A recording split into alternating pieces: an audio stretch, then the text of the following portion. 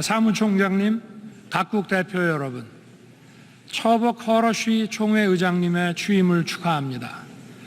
의장님의 리더십 하에 이번 제77차 유엔 총회가 더 나은 세계를 향해 회원국들의 지혜를 모으는 계기가 되길 바랍니다.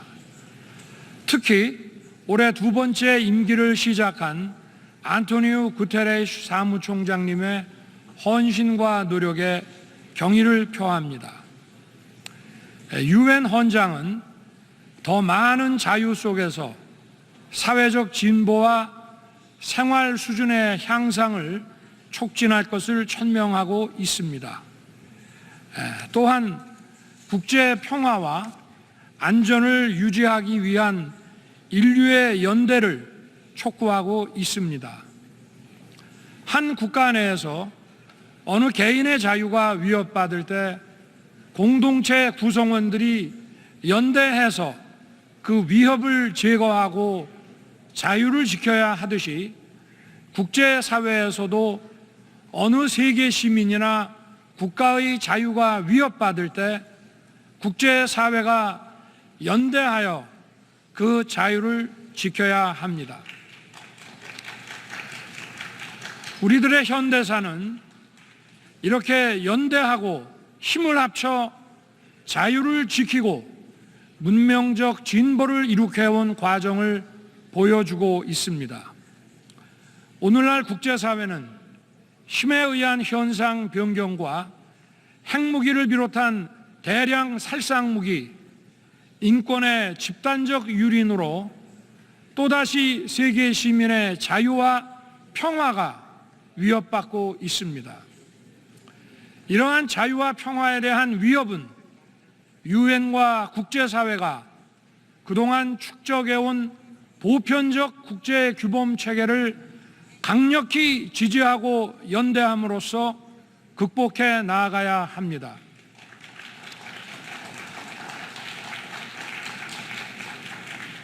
이번 유엔 총회의 주제인 분수령의 시점은 우리가 직면한 글로벌 위기의 심각성을 대변함과 동시에 유엔의 역할이 그 어느 때보다 막중하다는 것을 의미합니다. 우리가 직면한 위기를 극복하고 해결책을 모색하는 출발점은 우리가 그동안 보편적으로 받아들이고 축적해온 국제규범 체계와 유엔 시스템을 존중하고 연대하는 것입니다. 의장님, 사무총장님, 각국 대표 여러분, 인류가 진정한 자유와 평화에 다가가기 위해서도 유엔의 역할이 매우 중요합니다. 진정한 자유는 속박에서 벗어나는 것만이 아니라 자아를 인간답게 실현할 수 있는 기회를 갖는 것이고, 진정한 평화는 단지 전쟁이 없는 상태가 아니라 인류 공동 번영의 발목을 잡는 갈등과 반목을 해소하고 인류가 더 번영할 수 있는 토대를 갖추는 것입니다. 진정한 자유와 평화는 질병과 기아로부터의 자유, 문맹으로부터의 자유, 에너지와 문화의 결핍으로부터의 자유를 통해 실현될 수 있습니다. 유엔은 이러한 문제의 해결을 위해 유엔 경제사회 이사회, 유네스코 등을 통해 많은 노력을 해왔습니다만 이제 더 폭넓은 역할과 책임을 요구받고 있습니다.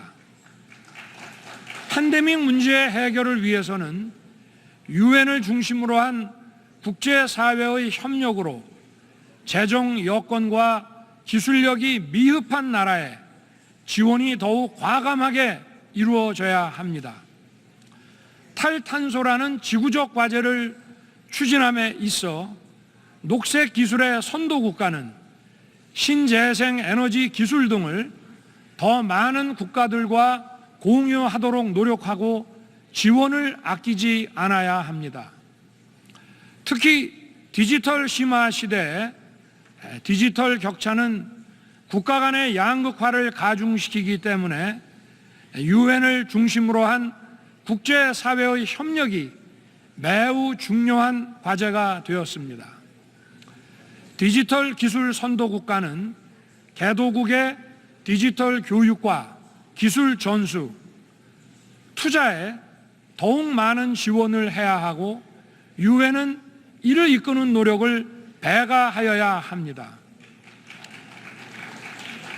의장님, 사무총장님, 각국 대표 여러분, 대한민국은 최근 긴축 재정에도 불구하고 지출 구조 조정을 통해 마련한 재원으로 사회적 약자에 대한 지원과 ODA 예산을 늘렸습니다.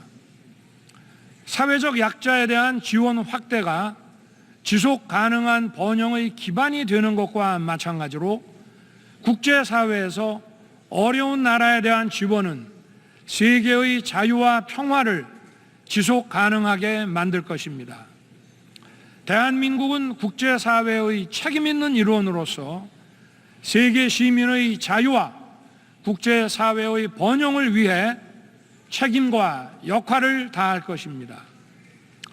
대한민국은 코로나 치료제와 백신의 연구 개발에 박차를 가하는 동시에 액트의 이니셔티브에 3억 달러, 세계은행의 금융중개기금에 3천만 달러를 공약하는 등 글로벌 보건체계 강화를 위한 기여를 더욱 확대하고 있습니다. 세계보건기구의 팬데믹 협약 체결을 위한 협상에도 참여 중이며 오는 11월 미래 감염병 대응을 위한 글로벌 보건안보 구상 강요 회의를 서울에서 개최할 것입니다. 아울러 대한민국은 글로벌 감염병 대응이라는 인류 공동과제 해결을 적극 동참하기 위해 글로벌 펀드에 대한 기여를 획기적으로 확대하기로 했습니다. 기후변화 문제에 관해서도 대한민국은 그린 ODA를 확대하고 개발도상국의 저탄소 에너지 전환을 도울 것이며 혁신적 녹색 기술을 모든 인류와 공유하기 위해 노력할 것입니다. 대한민국은 이미 오래전부터 전자정부 디지털 기술을 개도국을 비롯한 많은 나라에 이전하고 공유해 왔습니다.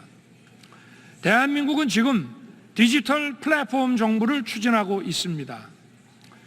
디지털 기술로 민주주의와 행정 서비스 그리고 복지 서비스를 획기적으로 업그레이드 시키는 원대한 시도입니다.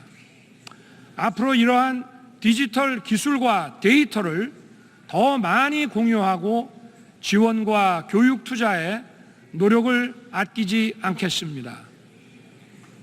의장님, 사무총장님, 각국 대표 여러분, 우리가 직면하고 있는 글로벌 위기에 대한 해결책으로 UN 시스템과 보편적 국제 규범 체계가 과연 유용한 것인지에 관해 지금 현재 시험대에 올라 있다고 할 수 있습니다.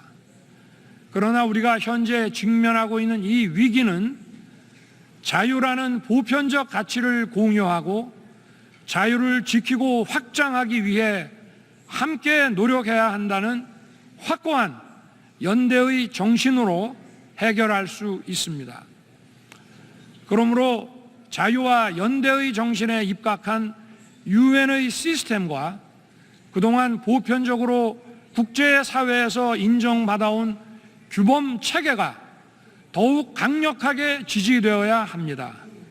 유엔 시스템과 보편적 규범 체계에 등을 돌리고 이탈하게 된다면 국제사회는 블록화되고 그 위기와 혼란은 더욱 가중될 것입니다. 우리가 직면하고 있는 문제의 본질과 원인에 대해서 더욱 치열하게 고민하고 국제사회가 그 해결을 위해 역할을 분담하고 힘을 합치는 노력들이 더욱 강력하게 실행되어야 합니다. 이러한 전환기적 위기의 해결책으로서 세계 시민과 국제사회의 리더 여러분들께 유엔 시스템과 보편적 국제 규범 체계에 대한 확신에 찬 지지를 다시 한번 호소합니다. 의장님, 사무총장님, 각국 대표 여러분, 돌이켜보면 유엔이 창립된 직후 세계 평화를 위한 첫 번째 의미 있는 미션은 대한민국을 한반도의 유일한 합법정부로 승인하고 유엔군을 파견하여 대한민국의 자유를 수호한 것이었습니다. 이러한 유엔의 노력 덕분에 대한민국은 이렇게 성장할 수 있었습니다. 그러므로 대한민국은 세계 시민의 자유 수호와 확대, 그리고 평화와 번영을 위해 유엔과 함께 책임을 다하겠습니다. 감사합니다.